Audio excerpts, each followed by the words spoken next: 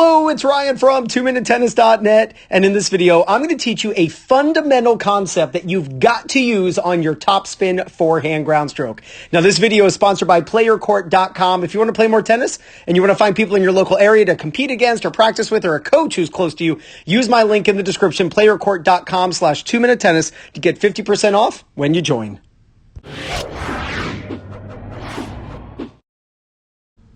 Roger Federer, the one and only. This video is courtesy of Zen Rackets on YouTube. Great content.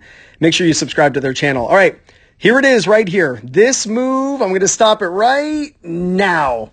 I want you to look at his racket. Notice his strings are pointing down prior to contact. This is called a closed racket face.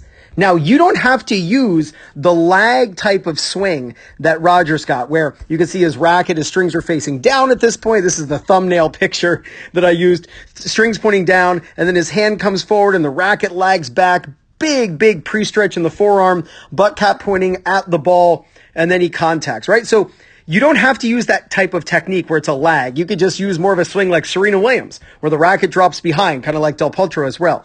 But what you've got to do in order to hit consistent topspin forehands is you have got to make sure that your strings point down prior to hitting the ball, because this is what allows you to consistently hit the back of the ball at contact over and over and over again. You watch players, and in this position, I'm talking amateur players, recreational players, club players, their racket is straight up and down at this point. You could balance a coin on the edge of the racket. You don't want that. You want your racket angled, and you want your strings tilted down toward the ground.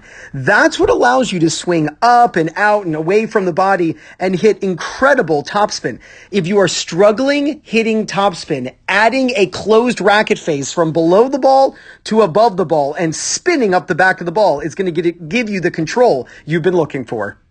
Now, to help me demonstrate this, I've got the Topspin Pro here. You know what to do. Grab my affiliate link in the description below, and I'm going to pin it in the first comment. It would mean the world to me if you got a Topspin Pro using my affiliate link, so thank you so much.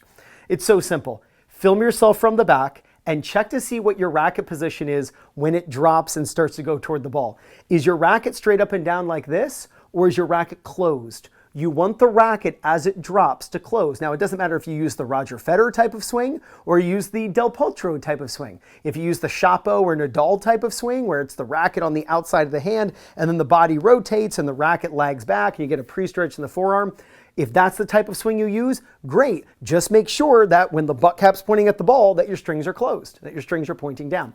If you use more of a Serena swing or the Diego Schwartzman swing, where the racket's going behind the hand, Alcaraz does that exact same thing where the racket goes behind the hand, that's great. Just make sure at this moment that the butt cap pointing at the ball has the strings pointing down. That's what's going to allow you to swing up the back of the ball with confidence. Look, don't hit the ball, spin the ball. When you hit the tennis ball, there's not enough control, because spin is a tennis player's control mechanism. If we want to control the ball on our ground strokes, we're going to add spin. That way we can control what the ball is doing.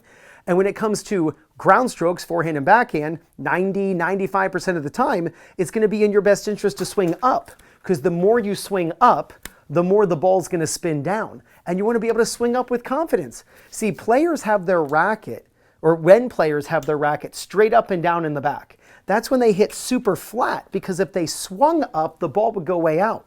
Because when your racket is straight up and down, and then you swing up, there's the racket face open and the ball goes over the fence. This is why beginners hit over the fence all the time, because they think, oh, have my racket straight up and down.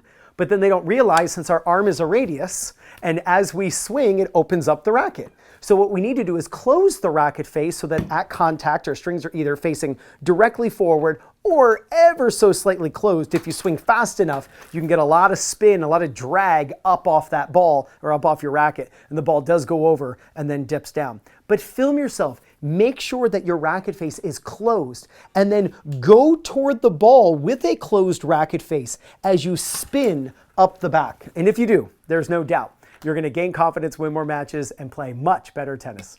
This is Ryan Reedy from 2minutetennis.net. You got this.